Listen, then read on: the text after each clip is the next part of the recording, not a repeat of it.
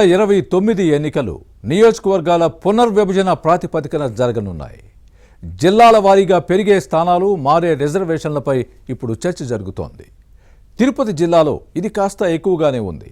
కొత్తగా ఏర్పాటయ్యే స్థానాలు ఏంటి అన్న అంశంపై ఎవరికి తోచిన విధంగా వారు అన్వయించుకుంటున్నారు.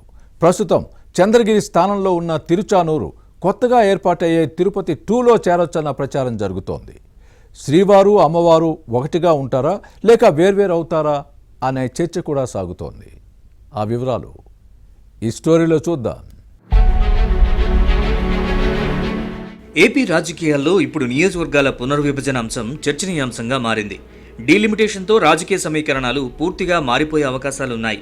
ఇది అధికార ప్రతిపక్షాలకు సరికొత్త సవాళ్లు విసరనుందని విశ్లేషకులు భావిస్తున్నారు.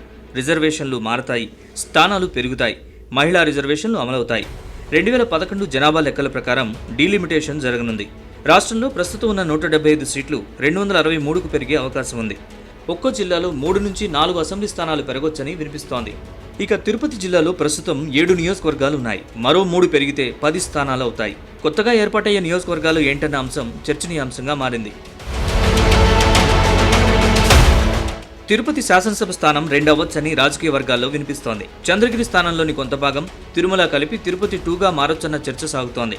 గతంలో కొత్త జిల్లాలు ఏర్పాటైనప్పుడు చంద్రగిరిని చిత్తూరులో కలిపారు. అప్పుడు తిరుమలను తిరుపతి నియోజకవర్గంలో ఉండేలా మొదట ప్రతిపాదించారు. తిరుచానూరు అమ్మవారుండే చంద్రగిరి నియోజకవర్గం చిత్తూరు జిల్లాలోకి వెళ్లే పరిస్థితి ఏర్పడింది. దీనిపై పెద్ద చర్చ జరగడంతో చంద్రగిరిని తిరుపతి జిల్లాలోనే కలిపేశారు. అలాంటి సెంటిమెంట్ కనుక డీలిమిటేషన్ చేసేప్పుడు కొత్తగా ఏర్పడే నియోజకవర్గం విషయంలోకి వస్తే తిరుమల, తిరుచానూరు ఒకే స్థానంలో ఉండొచ్చన్న ఊహాగానాలు ఉన్నాయి. తిరుపతి టౌన్ ఒకటి, తిరుమల, తిరుచానూరు కలిపి తిరుపతి 2గా ఏర్పడుతుందనే చర్చ సాగుతోంది.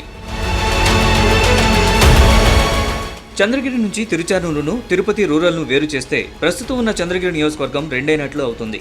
అప్పుడు ఈ కొత్త నియోజకవర్గం తిరుపతి 2 అవుతుందా లేక చంద్రగిరి 2గా మారుతుందా అని జనం రకరకాలుగా చర్చించుకుంటున్నారు. ఈ 2 కాకుండా తిరుమల నియోజకవర్గంగానో తిరుచానూరు స్థానంగానో మారుతుందా అనే చర్చ జరుగుతోంది. పునర్విభజనతోనే 2029 ఎన్నికలు జరుగుతాయి.